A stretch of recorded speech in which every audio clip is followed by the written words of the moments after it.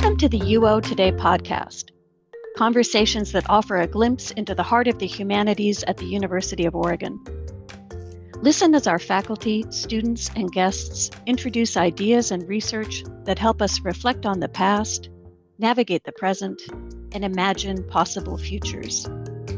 I'm Leah Middlebrook, Director of the Oregon Humanities Center.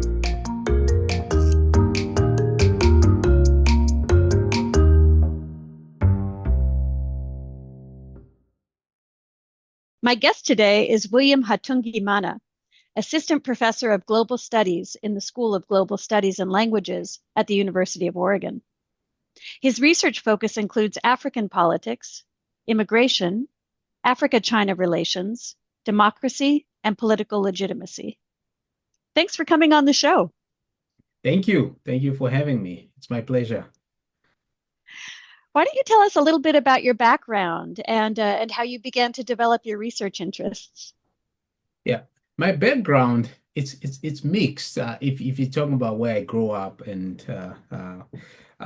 because I was born in Rwanda, because that's where my parents met, and we fled the genocide in 1994, hopping from the Democratic Republic of Congo, Tanzania.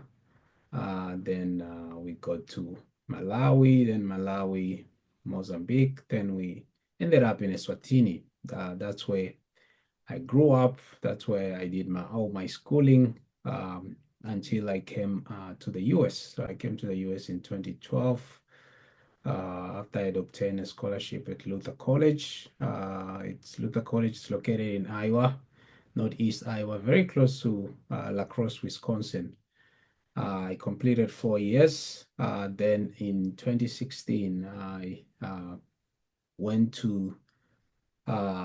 joined the University of Kansas, where I wanted to further my studies by doing a doctoral degree in political science.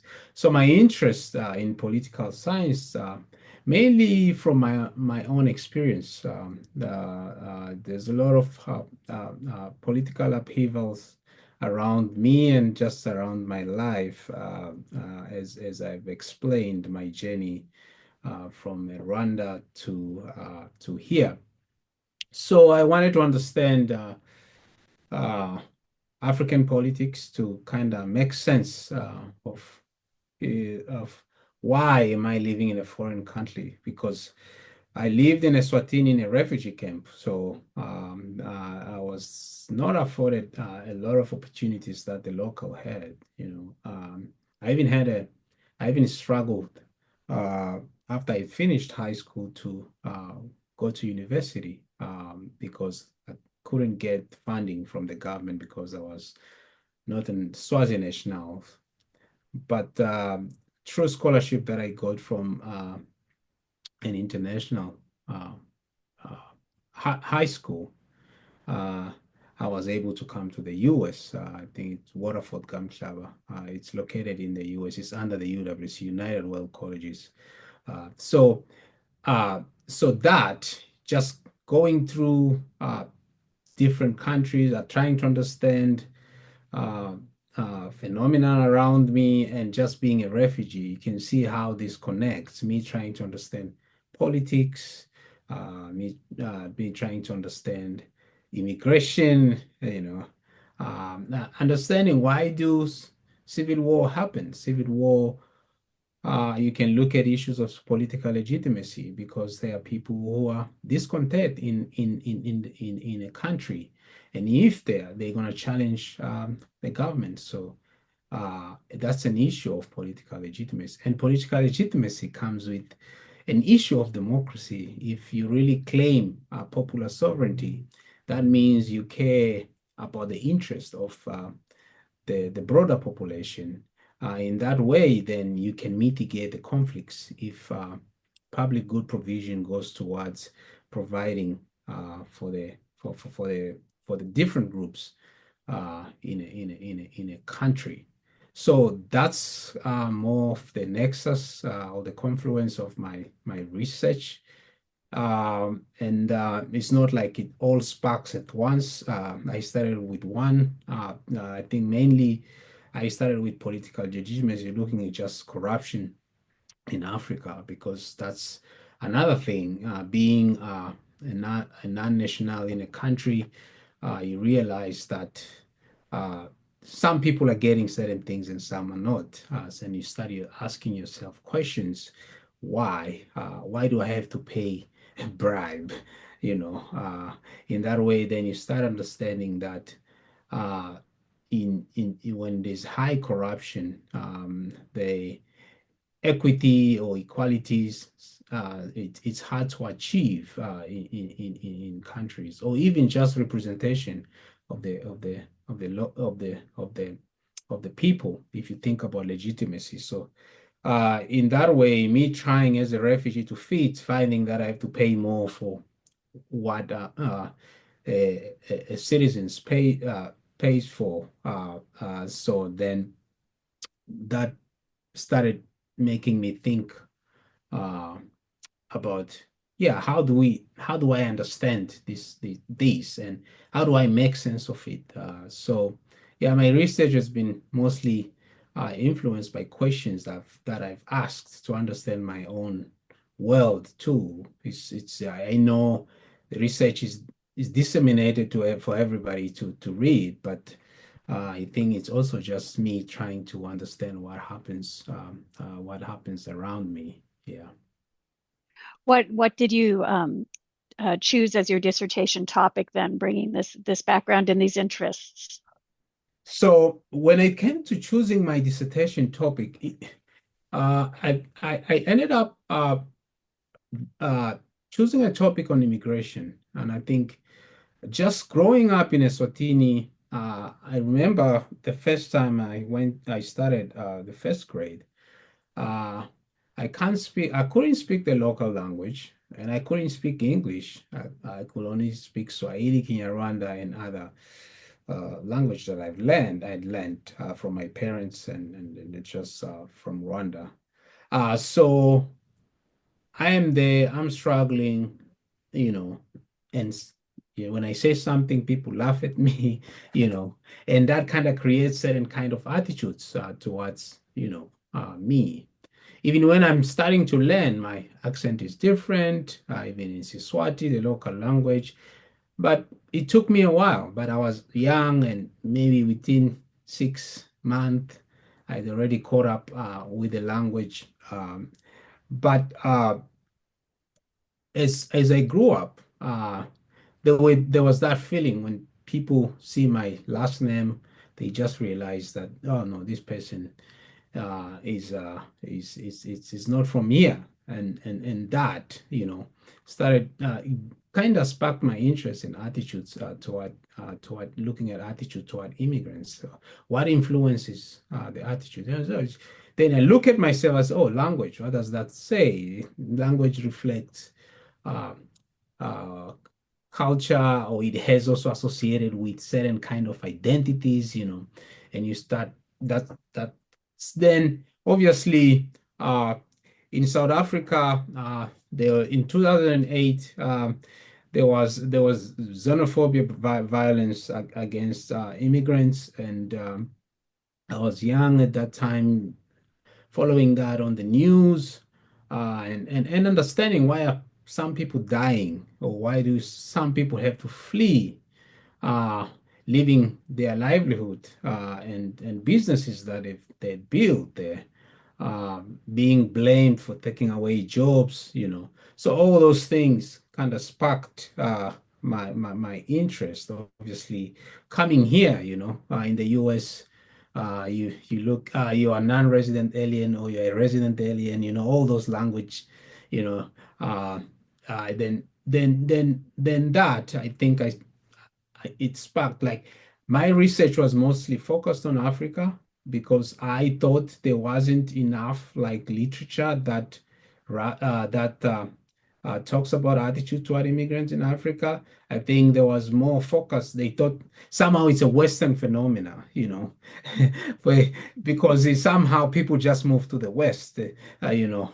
People don't move within their regions, but Hmm. obviously, when you look at research, people move within their region than out of their region or out of their continent. So that's a misperception. So I wanted to, I've seen it, I've experienced it, but I have to study it systematically. Then yeah, I wrote my dissertation on attitudes in Southern Africa.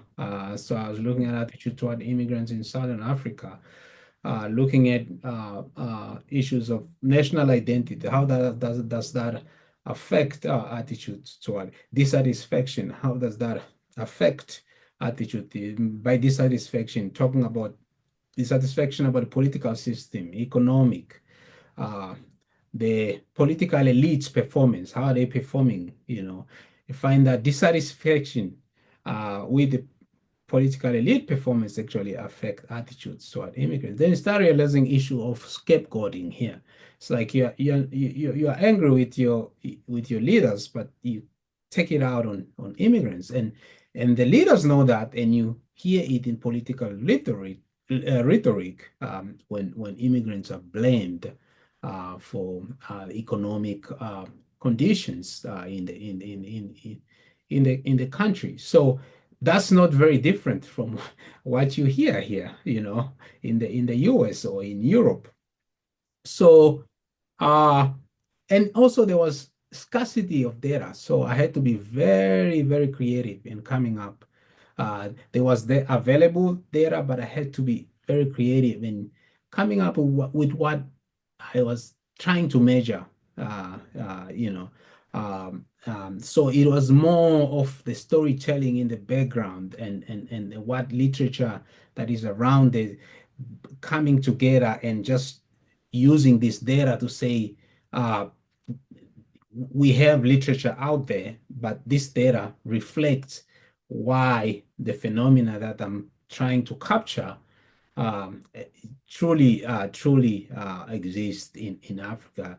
But one good thing, obviously, about research, you do it if you feel like uh, you hadn't done enough to capture, you continue doing it until and you have other people also doing it. So that's I think my drive for my dissertation topic, and I've been very successful because out of it I was able to get I think about three journal publications. So that was good, but also just the topic itself. It's not like uh, everybody, even my advisors. I don't think they were very they they could they were familiar with attitude toward immigrants, but I think thinking of how you can study them in Africa, then it's so, and also in theorization, I had to come up with concepts and see how I can draw similarities because my interest was more, I could have gone the nuance, kind of looking at the nuances, the differences, but I was more interested in showing similarities because I wanted to emphasize the fact that these things, the phenomena we see in the West, they are similar, and attitude toward immigrants go way back. And I think in my dissertation, what I do, I actually go back uh, to the ancient Greek and try to say, okay, the word barbarian, what is it come? What does it signify? Then you start understanding that no, it's not a modern, it's not like a very recent phenomena. And so you problematize that to actually show that yes, we've been having this issue since time immemorial, and we should then the solutions to address it have to come from different times in history and different geographies. I think that's what I was trying. We can't just Yeah. talk about Europe and the US. Yeah. And very interdisciplinary as well. I'm listening to Indeed. you and I'm thinking, oh, he's a close reader. Indeed, yeah. Yeah. And then your research more recently has gone in the direction of Africa-China relations. Is that correct? Indeed, indeed, indeed. And looking at that, I think when talking about history, trying to understand the development in African politics, also its relationship with the world. So if you're trying to understand that, you have to understand uh, history of uh, the Western or China or Western or Eastern influence in Africa. I think from the Eastern, you can go back to the uh, to the Bandung conference, that trying to understand the non-alignment, conference that countries had, and try it's a relationship between the Asian countries and African countries actually being united by the whole decolonization movement, so then uh, now, there are obviously issues that arise with China's growing involvement.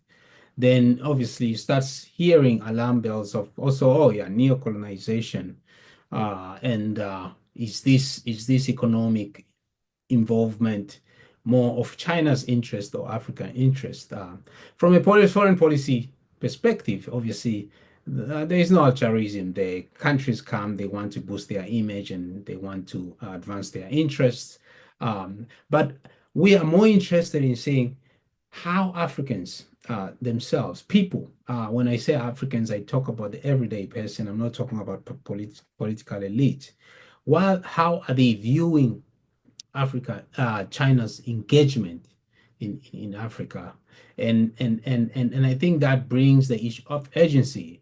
If they their perceptions are not tied to political elites or tied to uh, China's imaging or campaigns like media, in that way, then you can be able to say, no, no, these people, regardless of the influence that China has, they can shape how China interact with Africa, because there is this kind Mhm. of disempowerment of the people and more emphasis on political elites and what they are gaining, and forgetting that the people actually matter. So we are actually claiming we want to democratize the perception of Yeah. China.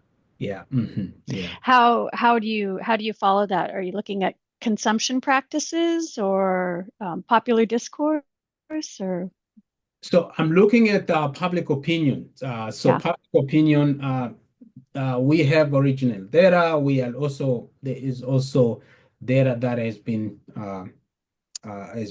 collected in Afrobarometer data that we use. We've done studies in Zimbabwe where we've conducted our own surveys and also survey experiments.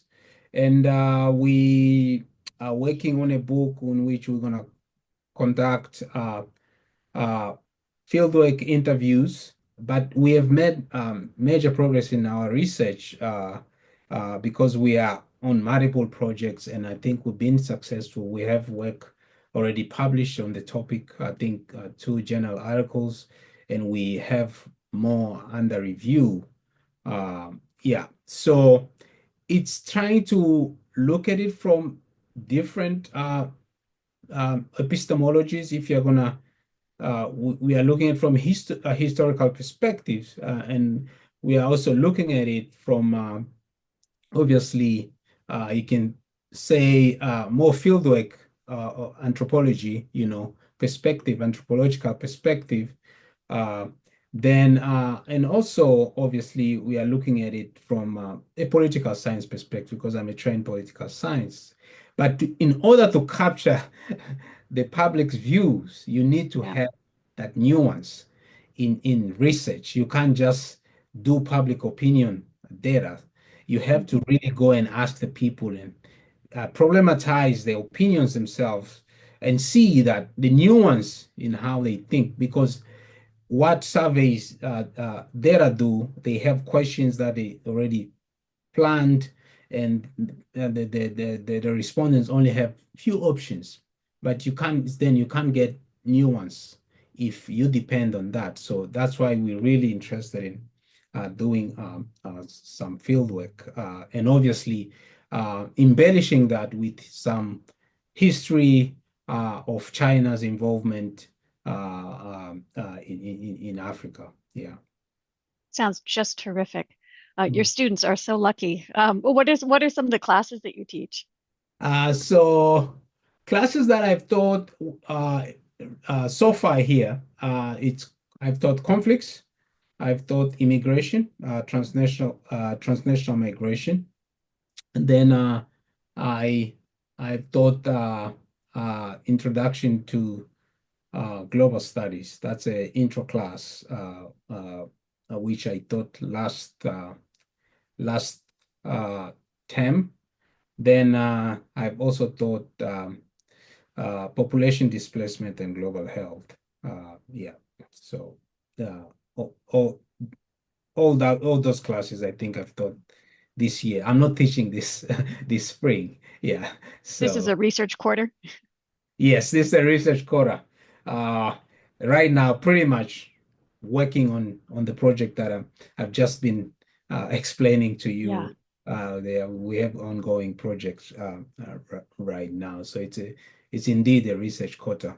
Trying to see how much we'll have we'll have done at the end of this. I think at the end of the summer, I'll put it that way. Yeah, I tend to be optimistic, Yeah. but sometimes it wanes when as fall gets closer. But Yes. it's good to be optimistic than not. Yeah. Yeah. What are some of the things that attracted you to the University of Oregon, and how are you settling? And Oh, I'm settling in pretty well. I love it. I'll say I'm a person who likes outdoors. So the first time I was driving, uh, coming to Oregon, so we drove from because we're the Oklahoma State, so we drove from Oklahoma to here. So we went through Utah. It was beautiful, obviously, and went to Idaho. Then, but once we got crossed the border, the Columbia Mountains were very, very, very, let me say, hard to ignore. did you So come through the Columbia Gorge? Is yes, that you drove along the river? Yeah. yes. Yeah. From the Idaho, I think border. Yeah. So yeah, it was beautiful. So yeah, I'm from Eswatini, where I grew up. A lot of mountains. I was in Oklahoma. I did my PhD in Kansas. Very flat. So this was very refreshing for me. Then when I got here, uh, nothing very different from my experience here when I came to do my job talk. And my department is very supportive, even given the political atmosphere, the political climate, rather. The department has been very, very supportive, and research-wise, I've been productive, and teaching-wise, I've had very good experience with my students. I think just comparing my students to student I've taught before, uh, I think there is more students are more open here to open in a way to explore things beyond what the syllabus seem to guide them to. Sometimes they surprise me with their research, how they kind of mold the information. They mold it in a Yeah. different way than I thought. So I think that is great. I welcome creativity. I don't like constraining my students, and I think I have a very good body of students. So I've interacted with, in which I've learned from them. I think and they are also learning from me. And I think that is healthier rather than me teaching. I don't like teaching. I like discussing. So yeah, yeah. Mhm. Well, I'm so glad to hear that it's been a good start, and we just wish you every success. Thank you for taking some time to talk with us today. Thank you for having me. It's my pleasure. Yeah. I have been speaking with William Hatungimana, Assistant Professor of Global Studies in the School of Global Studies and Languages at the University of Oregon.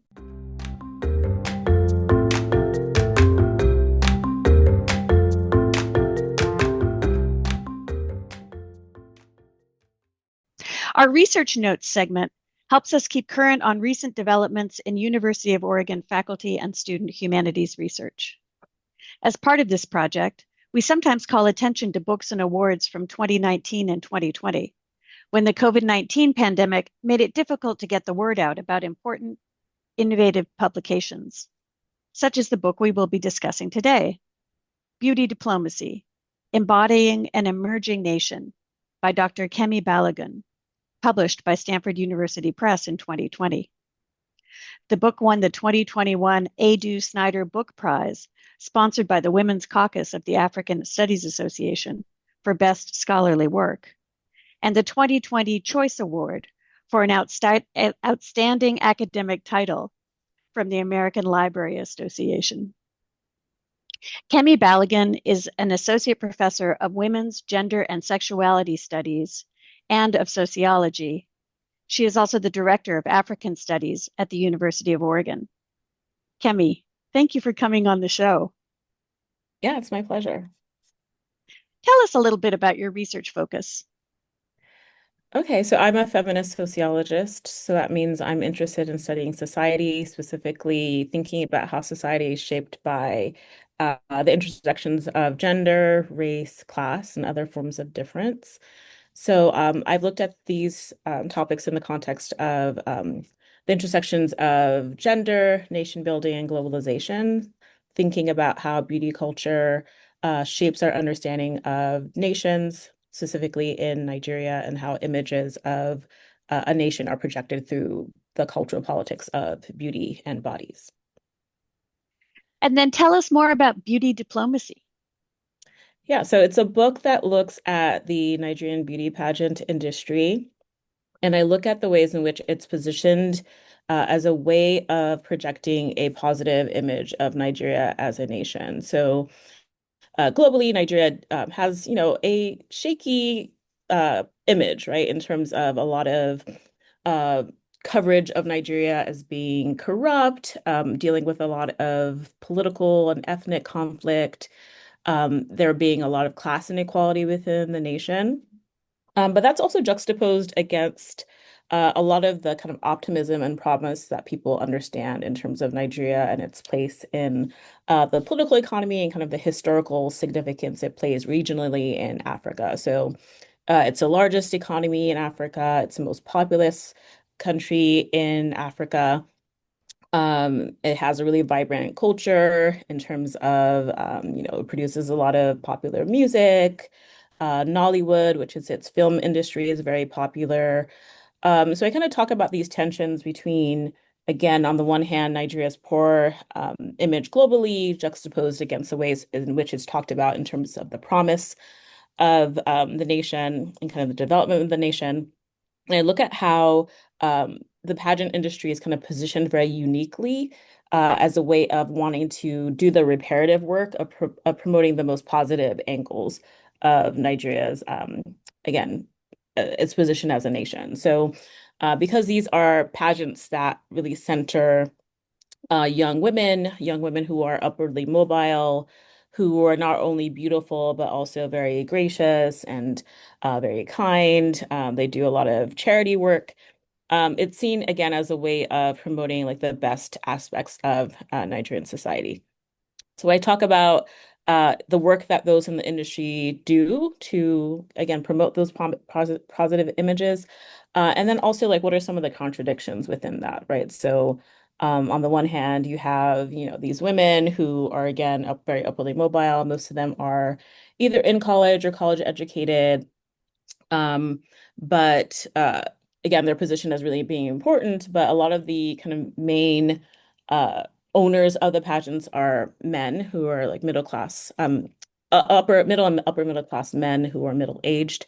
So I talk about that as like a particular tension or contradiction. So what does it mean that women are doing a lot of this symbolic work, and they're really kind of building on that the goodwill that the women generate, as again positive, not only in terms of like the beauty pageants themselves, but positive in terms of the work that they're doing to promote the country, and how that's again in tension with like the people that actually own the pageants, who are predominantly men, who are benefiting economically as well as politically, right? So a lot of these men use the pageants as a way of connecting to politicians. So they will invite them as special dignitaries to the events, in the programs. They will commonly have like pages, like honoring the governor for whatever state they're hosting. Sometimes they'll have like a letter that's written by the governor promoting tourism in that state. They also are well connected to like economic elites and celebrities. So either inviting them to the show, again, as special guests, having them promote the show kind of in different forms of media. So again, kind of thinking about those tensions of recognizing, yes, the symbolic work that's being done, but what does that mean in terms of who's benefiting the most in terms of associations with the industry? Really interesting. What would you say makes beauty diplomacy, your book, or the questions you ask there, what makes it important to humanity? I think looking at kind of beauty culture specifically, because beauty is not like a neutral enterprise, it tells us something broadly about forms of power and inequality, and really allows us to think about what are the social norms around belonging and exclusion. I think it becomes a really interesting and important lens for thinking of larger questions of, again, who is included in terms of who gets to be positioned as beautiful, who is excluded in terms of who is not positioned to be beautiful. And in my work, I found that it was not just physical beauty was important, and there were ways in which like beauty standards um, were developed through physical beauty, but it was also other things that weren't just about like physical beauty. So everything from how you walk to how you talk, the type of accent you have, the type of education you have, your background, who you're connected with. There were all these ways of kind of measuring, wanting to gauge and measure to the extent to which folks are kind of in line with, again, these particular norms and standards around beauty and embodiment. So I think it again becomes a lens for thinking about forms of inequality and power, and recognizing that, yeah, beauty is never a neutral terrain. Fantastic. Thank you so much for coming on the show today to talk a little bit about your book. We've been speaking with Dr. Kemi Balogun about her book, Beauty Diplomacy, Embodying an Emerging Nation, which was published by Stanford University Press in 2020. The book won the 2021 Edu Snyder Book Prize from the African Studies Association for Best Scholarly Work. Thank you again, Kemi. UO Today is a production of the Oregon Humanities Center at the University of Oregon. Thanks for listening.